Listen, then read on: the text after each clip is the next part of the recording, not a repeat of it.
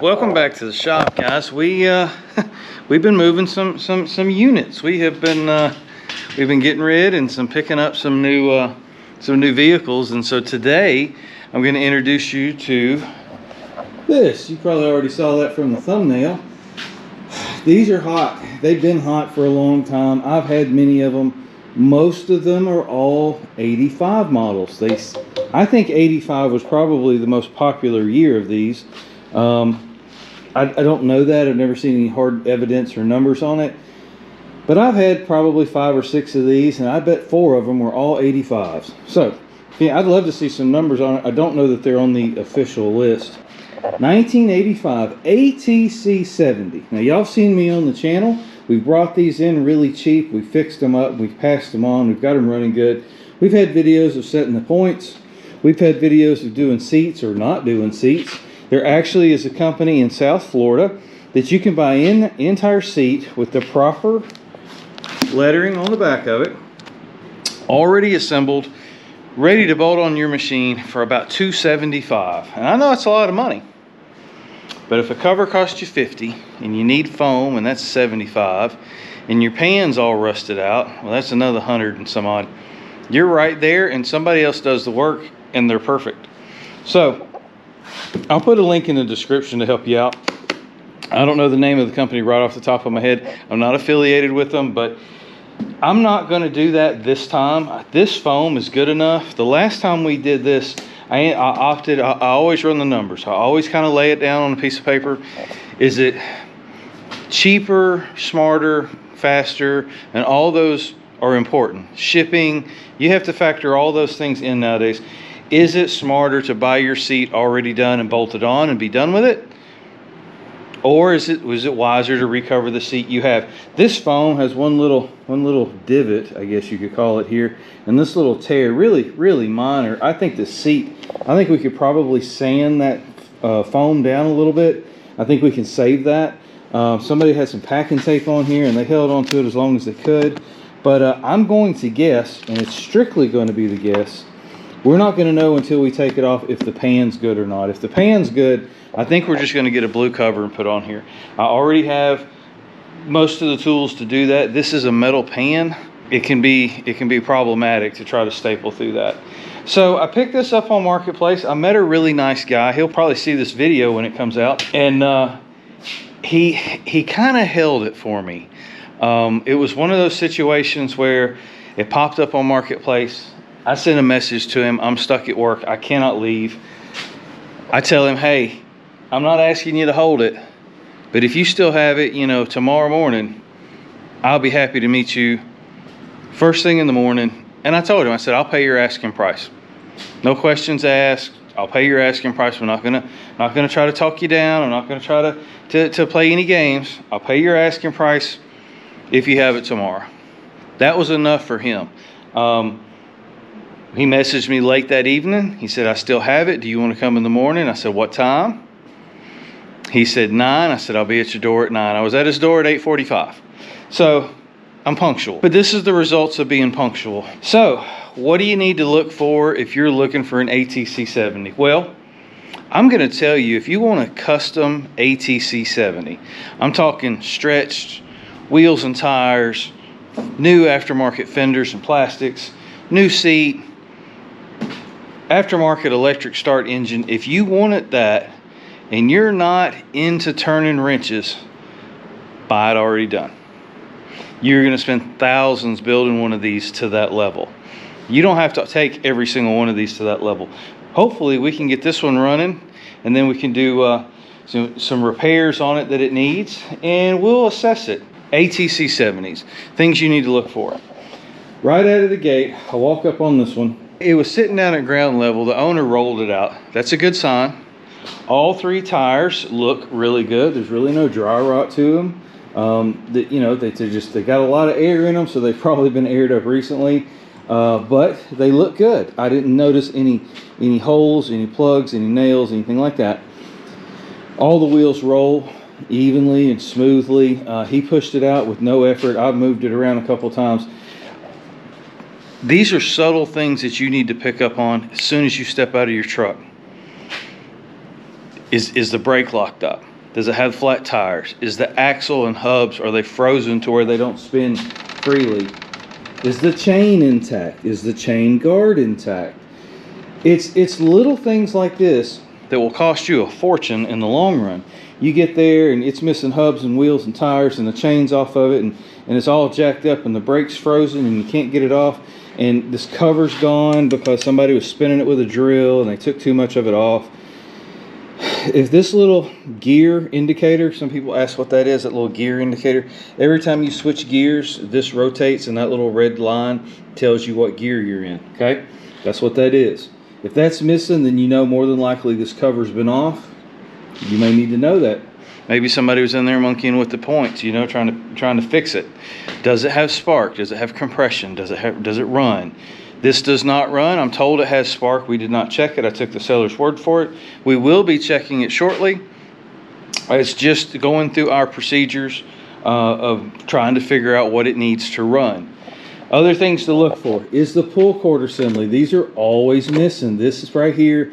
This assembly and this outer cover piece right here on the engine, you're looking at probably $200 to $300 if you had to buy that on eBay. If you had to get a second, you know, a used one, $200 to $300 for just this right here. Guys, if you're good and if you're persistent, you can get the whole machine for that kind of money. I'm just telling you. All right, something to know about the 85. The 85, my understanding, is the only one that's a 4-speed.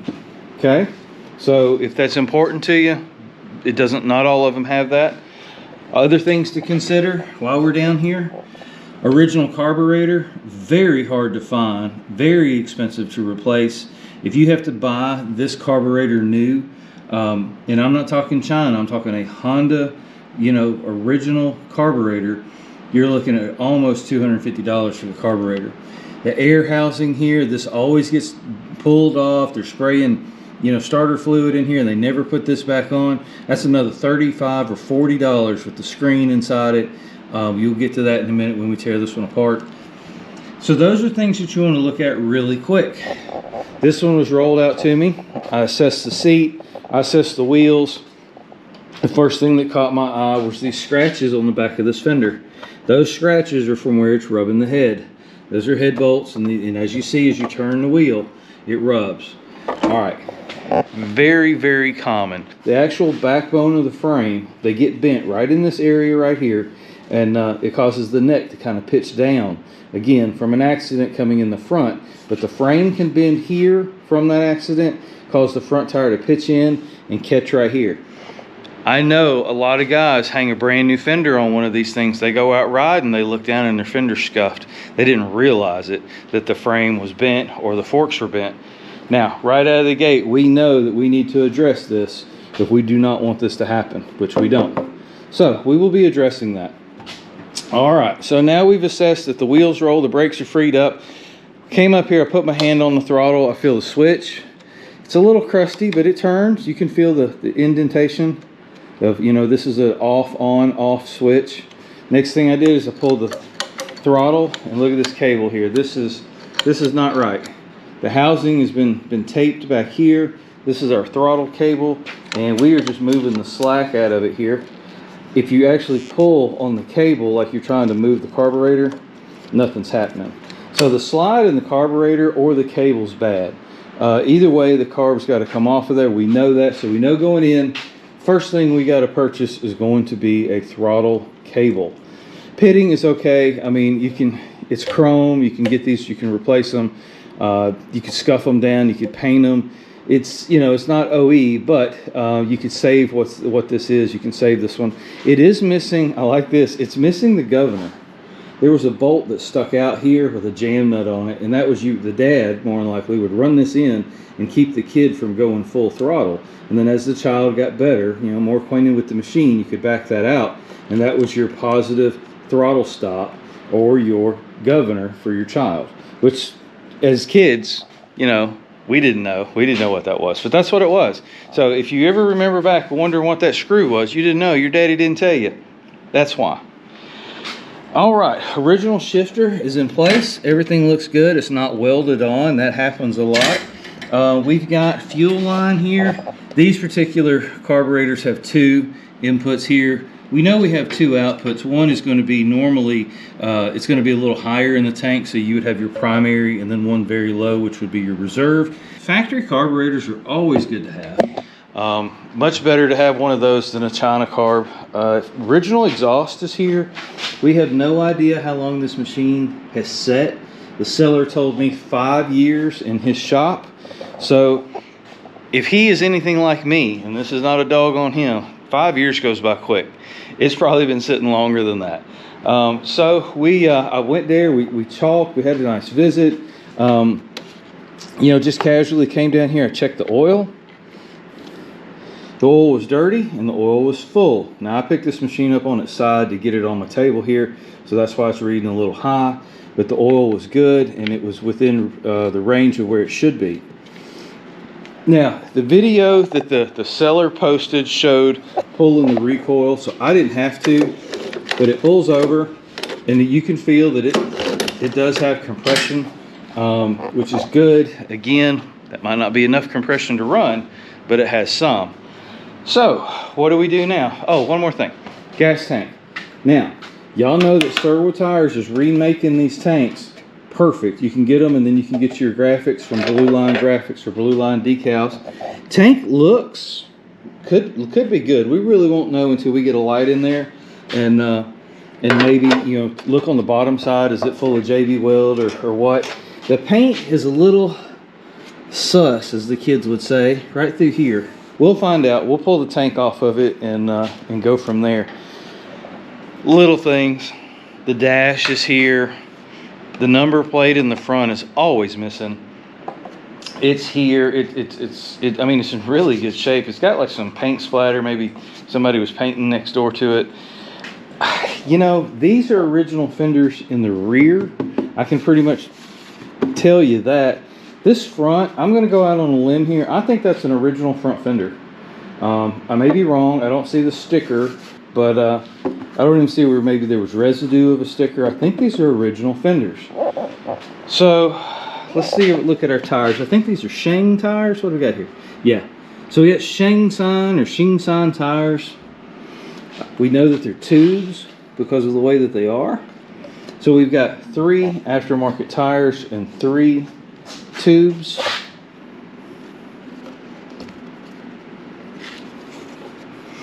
That one's not tubed, I don't think. If it is, it's just not a bolt-in tube. Yeah, both of those are bolt-in tubes. All right, so our wheels. Our wheels are pretty rough. They are pitted. They're not through. They're holding. This one's got kind of a bang in it. Somebody's hit it. But with a new project like this is always fun for me, because this is when I kind of figure out what direction I want to take the project. Pen to paper is fun. You don't need a lot of tools. You can go sit in air conditioning, you know, in front of the fan or whatever, and you can kind of design whatever you want. It's a blank canvas, really. And I don't know what I want to do. I would like to hear it run. I like to know what I'm starting with before I really make a final plan. Do we want to stretch it? Do we want to put a different motor in it? Do we want to just make it back like it should be, or could be, or was, however you want to say it? I'm not an originalist. Definitely going to be ordering up some decals no matter what we do. We're definitely going to put the right decals back on it. I do think stickers make a machine. The decals take a 7 machine and make a 9 out of it. You know what I mean? I mean, case in point is the old 250X here. Just those graphics and that seat being the way it's supposed to be has taken this machine that is not great, but it's nice. But anyways, brakes work. I was bringing it out of the trailer, spin the wheel, hit the brake. The brake does work. The brake cable works. This machine does have a welded on perch, so that's something to know. If you didn't know, they're welded on perches. So if this is broke off, it's not as simple as just, you know, bolting it back on. You're looking at a new set of bars, or you're looking at maybe doing an aftermarket clamp on perch and lever. So let's grab some tools. We're going to pull the spark plug. As always, we verified oil. We know it pulls over. Let's see if we have any spark and we'll go from there. All right, so we pulled our spark plug out. I took the liberty, I've sprayed a little PB blaster up in there. Again, we don't know how long this machine really has set. So, you know, more than likely the carburetor, excuse me, the cylinder is dry. We don't know. Like I said, the video of the seller, he shows pulling it over. I have not pulled it really completely over more than just once or so. This is your housing. This is all kind of stuff you want to make sure you get. If you buy a machine that this housing is taken apart, ask them if they have it, because it's worth about $35 to you if you have to go back and replace it. So it's one of the reasons why you see so many uni air filters hanging off the back of these, is because the people that have lost this cover, there's housing, and you know, it's cheaper to put that on there so they don't buy it. So what I'm going to do, I took that off so I can make sure there's no rat's nest in here and mice or whatever, you know, building a little house in there. I don't want to suck all that up in here. Like I said, I put some WD-40 in here. We've got our spark plug out. I haven't even wiped it off. It looks like it was running rich. There's nothing, you know, necessarily bad about that. Better rich than lean, I always say. Putting the spark plug here where it will sit can be a challenge though. All right, so I'm going to go over here and pull it over. Let's see, watch right there and see if we have any spark. I'm going to try to watch too. That can be awkward. We have spark. All right, let's verify our switch. I'm going to turn our handlebar switch to off. We're going to pull it again. We have no spark. I'm going to turn it on and then back off the other direction. Alright, it's not making any noises. I turned it back to the on position and we have spark. Okay, that's great. And just like that, we verified quite a few things. We verified our switch. Our electrical side of things is working. Means our stator is putting out, means that our points are picking up, means that our switch is working in all three positions, on, off, and off again. Our spark plug is working. Our coil is working. Our spark plug, I mean, we just checked a lot of stuff in like a minute. That's it. It's all it takes. So I always go after spark first. I believe the hardest to obtain, because there's so many variables. Everything I just rattled off, any one of those components, connections can fail and you don't have spark. So I always start with spark. It's always, I think, the first thing to check. And so we have spark. So now let's move on. I'd like to see if it's going to bust off. If it busts off and run on a little carb cleaner, then we know a couple things. It means our timing is right. It means that when the points are opening and closing, it's timed properly. It means that we have enough compression, which is going to be 110 or better to really run. Is it going to smoke like a freight train? We've had one of these that smoked real bad. Y'all probably remember that. That was the one that was the first one we bought the seat for. It was a good flip. But on this one, let's see what we got. We've got oil in the engine. We've got spark.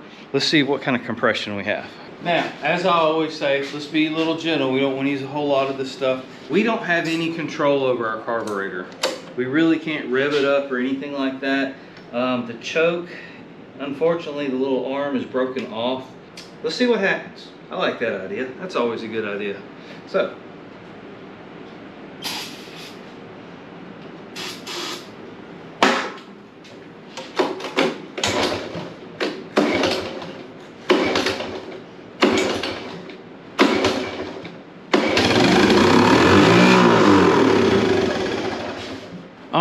well, there you go.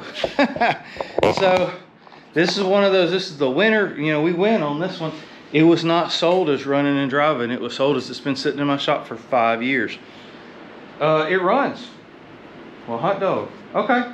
So at this point, like we just said, we've checked really two things. We checked our spark, we had it. Now by putting the plug back in it and giving a little starter fluid, our timing's good. Fired right up on what, third pull? Pretty impressive. Our compression's good, our timing's good, our spark plug is sparking in the hole. I say that because I had one where a spark plug would spark on the side of the cylinder for testing, and then when you stuck it in, it just wouldn't fire. It's the weirdest thing I ever saw. Cost me like a day of my life. But anyways, I'm sharing it with you. it can happen. Let's get this carburetor off of here and let's get it cleaned up. The next thing for me is we want to check transmission and clutch. Now, this is an auto clutch. It's a kid's machine. The test on that is you're just gonna have to get on it and ride it. You're gonna have to put some weight on it, which I can handle that part. I'll bring the weight to the party. I'll get on it.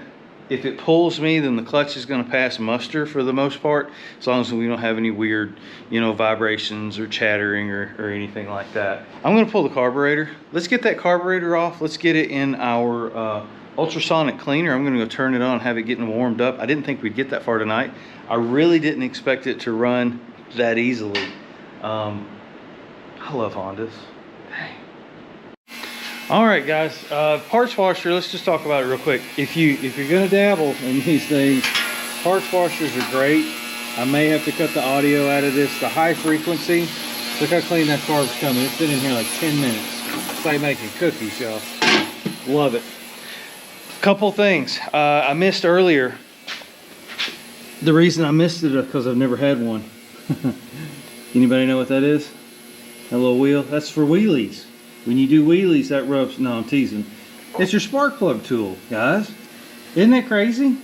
I have never had one of these actually come with the spark plug wrench. So, do we make the case that it's a low hour machine? No, I think it's still too early for that. But it doesn't look like it's been monkeyed with. I mean, it's tight. It doesn't rattle. I mean, it's nice. It's nice. It really is. The last one of these I had, this had been on and off a bunch of times. Half the bolts were missing. This is the factory exhaust, and this is Florida, and I'm telling y'all, that's perfect. It's a little pitted, but it's been stored inside, just like the seller said. I don't think this has been set out under the magnolia tree for 25 years. I really don't. The paint doesn't show that. It's not faded like that.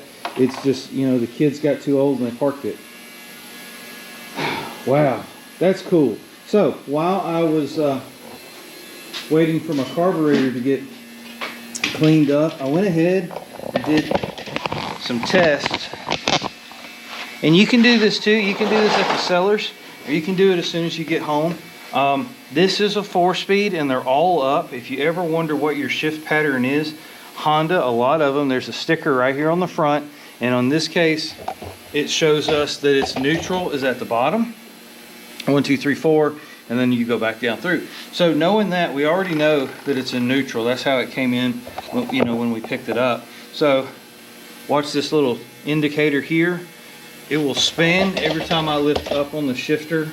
Let's change the gear. This is going to rotate.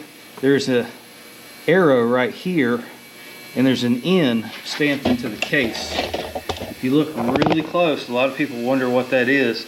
There's an N here for neutral, and just above it there's an arrow.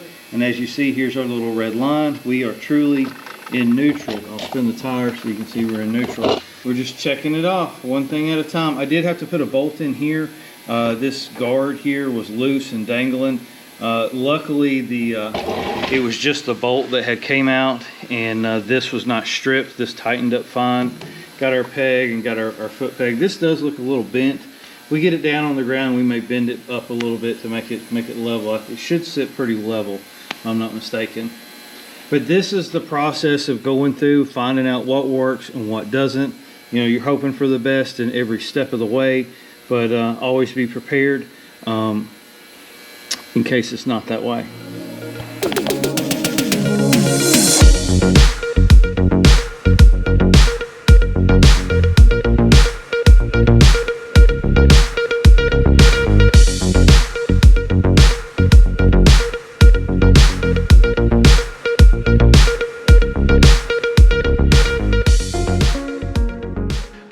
It's been a couple days. I made a couple calls. You know how it is. So we had to order some parts, and this is really, honestly, it's part of any project that I really enjoy the most is sitting down with a pen and pad and figuring out what parts we need, what direction we're going to go with the project.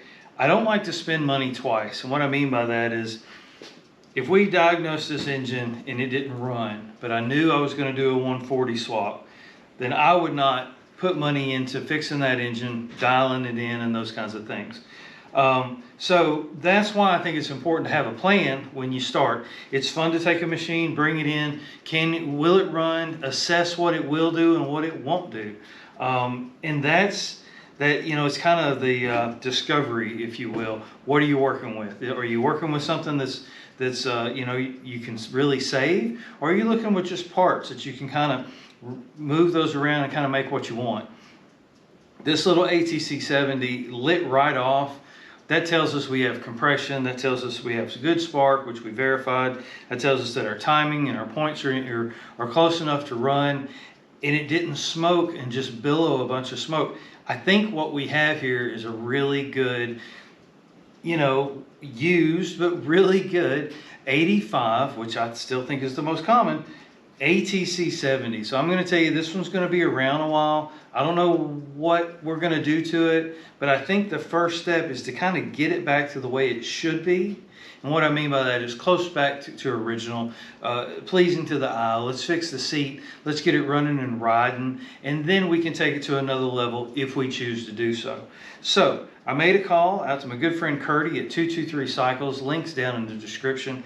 It's more than just carburetors, guys. He carries a lot of different parts, different tools to help you work on your ATV or ATC for that matter.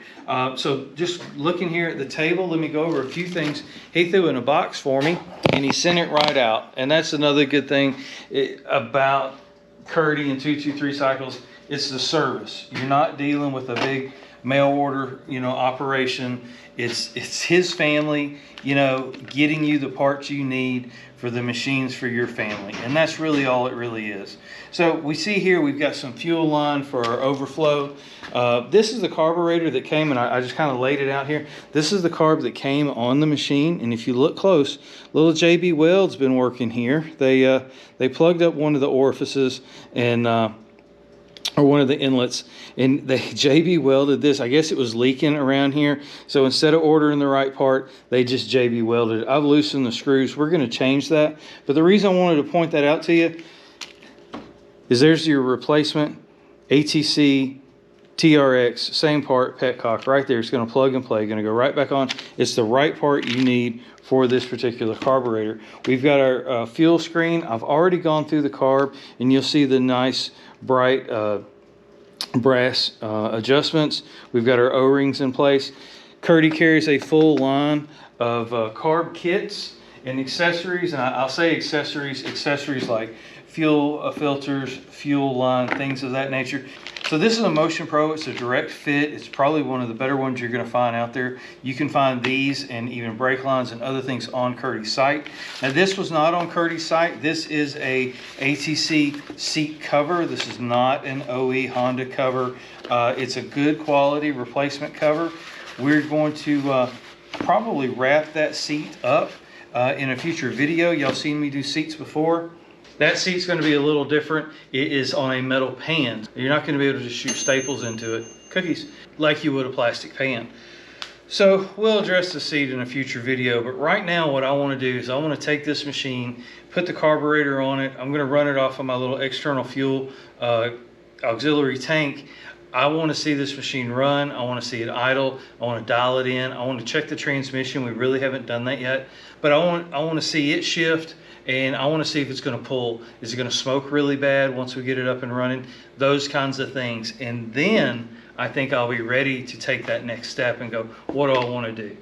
Do we want to hop this thing up? Do we want to customize it? Do we want to make it a little bit more original than what it is? In a future video, we will straighten the backbone on this. The backbone is bent on it. Some of you ATC 70 experts, first thing you looked at was that front fender. You saw where it had the rub marks on it from the acorns on the head. We will be straightening this frame, and we will be doing it with the motor in the frame. I do not want to take it apart that far. So that'll be coming up in a next or future video for that machine. Maybe we'll do a backbone and seat recover. So let me get started on this carburetor. Let's get this thing fired up. All right, guys. Well, we got pretty much just threw some parts at it, but it's what it needed. The idle jet was completely plugged up. There was a lot of just junk in the screen of the carburetor. This particular carburetor has a little fine screen in it, and you got to clean that out. And that's going to be right between where you the petcock is what we would normally call it if it's connected to the tank. This one is actually on the carburetor. There's a screen there. You got to clean that out. This tank has been soldered. It on the bottom side, I did pull it. I didn't show it on camera, but I did pull it. And somebody's brazed it. I'm sorry. Somebody's brazed the bottom of this tank all down the right side. That's why it's discolored and it looks orange, just because the paint's gotten hot. I'm going to test this tank off the machine. I'm not going to put fuel in it and run that in my clean carburetor now. So yeah, you get a jet kit or a rebuild kit from Curtie. It's got everything in it you need, and you put your kit in and just take your time. And what I like to do is I kind of like to lay out the new parts, the carburetor, and then as the old parts come out and the machine, the body of it is clean, as I take an old part out, I put a new part in, and that way I can match them up, make sure I'm getting the right part going in the right spot, because there are a couple of hang-ups, or there's a couple opportunities to get the wrong screw in the wrong place, and you don't want to do that. I did check the points on this. They were fine. They actually look like somebody's replaced them. So that was pretty straightforward. We've done points in another video. I really just wanted this to kind of be a will it run video, and just can we get it going. Original fenders, front and rear. Yes, the backbone has been on this, but we can fix that. I'm going to look into doing some repair on this lower front fender here without replacing it. I'd like to try to keep the original fenders if we could. We've got original grips. It's just, to me, it's a little time capsule. Some kid got this probably in 85, that's what model it is, and just rode the tar out of it until it quit running, until that gas tank got rusty, and maybe it set up, maybe another brother come along a little later and they tried to revive it. But what a cool machine. That's it. That's what it's about, guys. And we're not running it off that tank, but it's good to go. We got a little smoke. I think some of that's going to run out. We're going to go through some cycles with it. I don't know. It's hard to say. The grips doesn't look like they show a lot of wear, but it's just hard to say. It's an idle, maybe a tad high.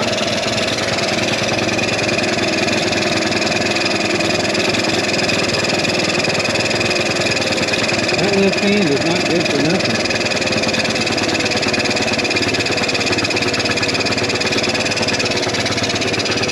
Now,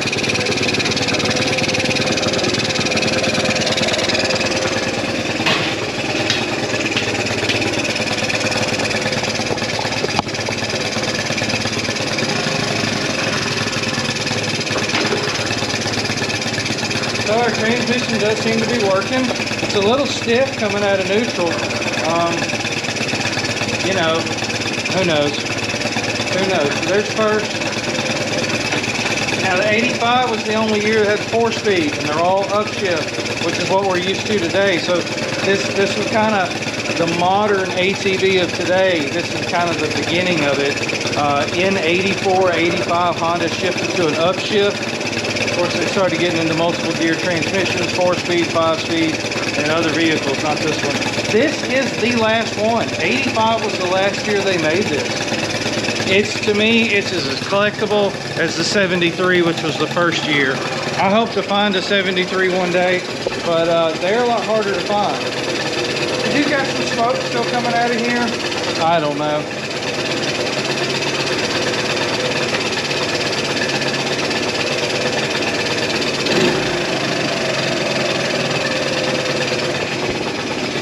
Let's put a few laps on it before we make any hard decisions on what to do with this motor. It starts right up. It does smoke a little bit. That could stop. It's just,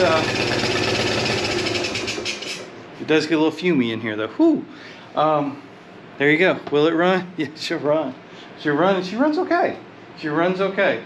Well, like I said, this tank has been brazed on the bottom, and it's not welding. It's brazed, and it's on the underside, and it's kind of a gold color, and that's why the paint is burnt off like it is.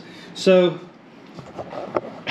you got to know that that braze is not going to be necessarily bad, but any of the metal that's around that brazing is going to be rusty. Otherwise, they wouldn't have brazed it. So we're going to have to test it. What I'm probably going to do is put some fuel in it and clean it, and then we'll dump it out and we'll just see how much sediment comes out of that tank. We may go through a vinegar bath with it just to kind of do a light acid in there, kind of put some rocks or something, and we can clean it that way. It's good enough, the tank is nice enough to save it and not necessarily replace it. Now they do make replacement tanks now for the 70s, which is really just opens up to kind of a click, click, click kind of build. You can build this entire machine starting with nothing. There are aftermarket chassis, there are aftermarket fenders, seats, axles, wheels, hubs, tires, engines, electric start kits, handlebars. You don't need anything if you want one. You can just sit in front of your computer and click, click, click, click, click, click. And there's a couple of websites. I don't know them all. But to find one with original fenders, I think is pretty neat. It doesn't have original tires on it, so somebody's tried to revive it. But, you know, that's okay too. That's how it got here to 2024. That's how it survived from 85 to 24. It's and if they hadn't have took good care of it, it wouldn't be here today. How many of them have gotten destroyed over the years? Most of them. So that said, I'm happy to have it in the house. We got it running and riding. I did take it out a little earlier. The clutch pulls fine. I am just a tad over 200 pounds, and it pulls me fine. It wants to pull up wheelies in first, and when you shift into second, if you've got these, you know what I'm talking about. It's because there's so much weight over the back. That's why. It's not that they're powerhouses. It's just this. It's where all the weight is. But anyways, there it is, guys. 1985 4-speed ATC 70 marketplace fine. I'll tell a little story on this one. I was the second guy to message him, but I told the seller, and this is something that's just kind of, I'll put it out there. I hate to give up all my secrets, but if you know that the price is fair and you're willing to pay that price, let the seller know that. That's how I got this machine. I was second to this machine, and the first guy in front of me wanted to lowball him, and I didn't know that. Of course, I was just being upfront with the fella. I said, look, I said, I'm at work. I can't get away until tomorrow. I'm not asking you to hold it, but if you will, I'll pay your asking price, no questions asked. And he said okay, but he didn't say he would hold it.